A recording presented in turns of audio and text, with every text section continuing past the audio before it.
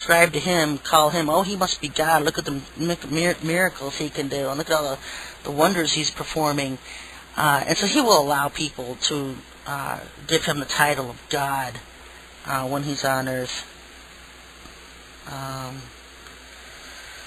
in that case, with Nimrod, he was the inventor of warfare, the first to assemble huge armies to succeed in his conquest for power.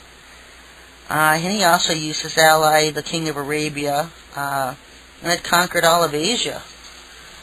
What I find amazing about his queen, and she ruled for a time after Nimrod had died, and I'm not going to go through everything with Nimrod like I did last week.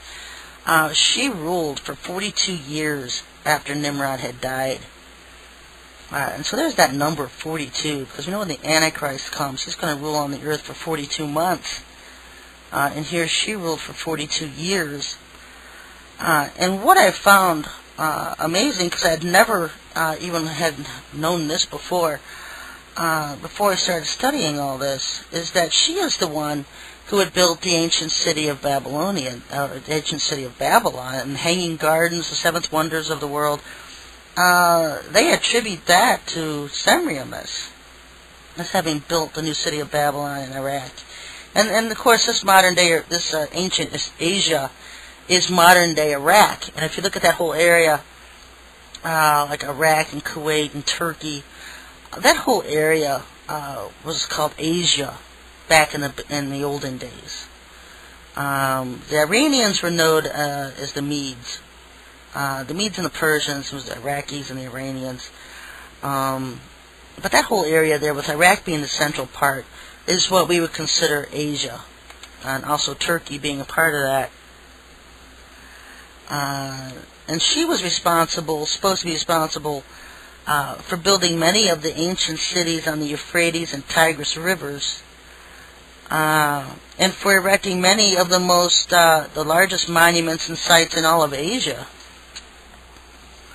In antiquity, you certainly don't hear about that. They usually just kind of squander the rulership of females back then. I think they really downplay the whole matriarchal thing, because the problem with all of that is it becomes a huge integral form of worship, and that was a big problem back then.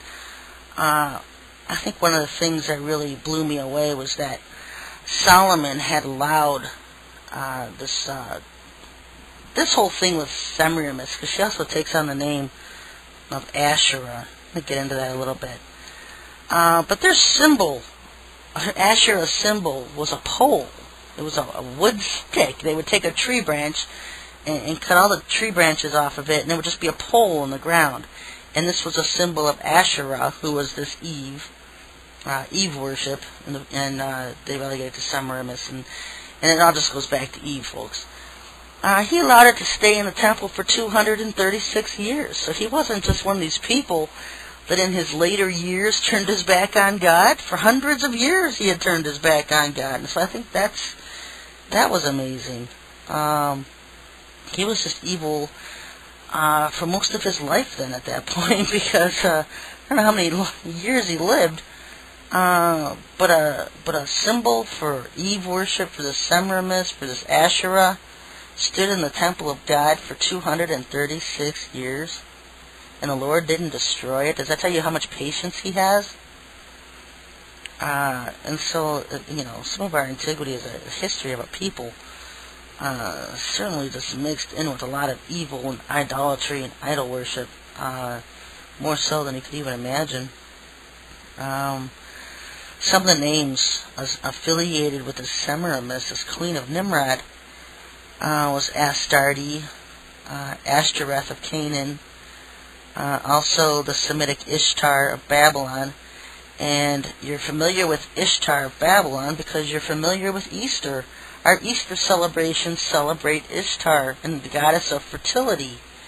And all this goes back to Eve, who is considered the mother of all living. She became this goddess of fertility, one of her very names that was attributed to her. And so you just see it everywhere when you look in the religions today, even in the Catholics, Mary and Jesus actually being Eve and Cain.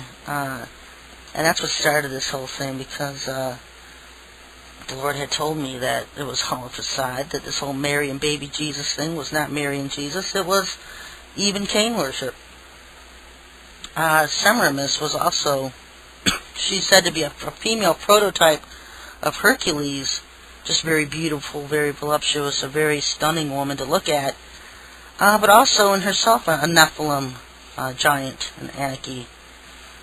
And if she was to return in these last days with Satan in some capacity, would expect her to be as he is going to appear, as this Patriot is going to appear, this Antichrist, as a Nephilim, as a very tall being. He is going to be very tall.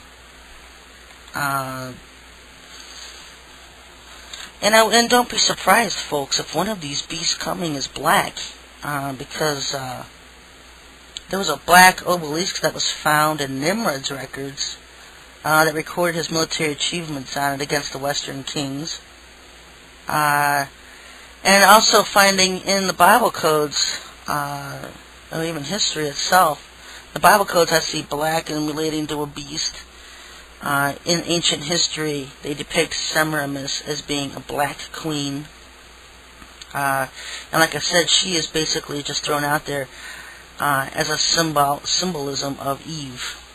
Because they keep this whole thing going throughout every, before the flood there was Cain and Eve and Satan. And then after the flood, the same thing was resurrected through Nimrod, Semiramis, and their son Tammuz. The original cult of the mother and child was of the Semiramis and Tammuz. Also becomes known as Isis and Osiris, Venus and Adonis, the Madonna and child that we know of them today. The worship of Nimrod and Semiramis is the origin of all the pagan systems on earth, and it's well documented in Alexander Hyslop's book, The Two Babylons, Hislop, Hyslop. The Bible reveals itself that the ultimate source of all this evil is not to be sought in Nimrod, the man, the first of the post-flood Antichrist, but rather in the evil character of the one who possessed him, namely Satan. And so that they say that Nimrod, when he was first born, wasn't as evil as he was once he became possessed by Satan himself.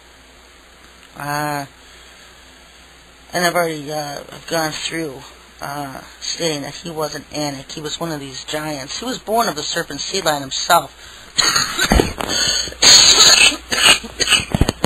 Hope they're not starting.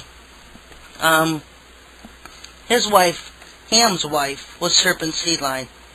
In fact, they state that all of Noah's sons' wives were serpent seed line. It wasn't just Ham. It was also Shem and Japheth, that their wives were serpent seed line. Because the Lord had said that Noah was the only righteous on earth left, which means his sons were contaminated. And some people may say, well, I don't think his sons were, I think his wives were. And so either way you look at it, Noah himself and his sons being the only righteous left on earth, and some of the history tends to indicate that Ham was not righteous, that the Lord saved his sons in spite of them, in spite of their own actions, because they certainly weren't righteous in themselves. Ham had already fallen into sin before the flood had even started, and so, but they were spared from the flood, them and their wives. And if you look at Ham's genealogy, I think Ham had 735 sons, I think I read somewhere. And so, you're looking at Canaan, who was cursed because of what Ham did to Noah. And some people say that, you're going too far overboard when you claim that Noah had been raped by his son Ham while he was drunk. And people say that when you look upon their nakedness, it actually means you're looking upon their wife. And it's like, you know what, if Noah was drunk, and he woke up in the morning, and